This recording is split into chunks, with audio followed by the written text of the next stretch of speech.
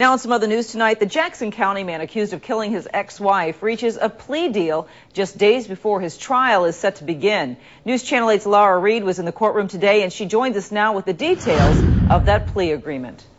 Well, Martha, it was standing room only in the courtroom today as 39-year-old Doug Sidie pleaded guilty to the murder of his ex-wife, Alisha Sidie. Sidie tearfully admitted to shooting the 27-year-old during an argument in early November. The Jackson County District Attorney says the plea deal saves both the jury and Alisha's family from reliving the graphic details of the case. But he adds no matter the outcome, this is a tough situation for everyone involved.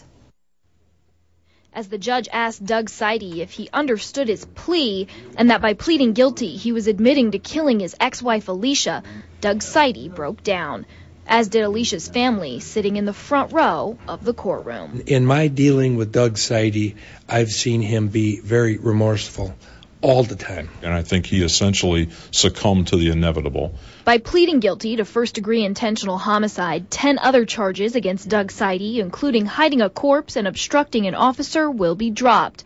But those counts will still be read in for sentencing, and the Jackson County DA says he had good reason for charging Sidie with all 11 counts. That would have allowed me to get to the jury with the news interview that he gave with his twin sons on his lap, telling them and the world that we were going to bring Mommy home when he knew full well that she was laying face down in the woods. Sidie's attorney says it's the events that followed Alisha's death that he believes would have tainted his client's reputation on the stand.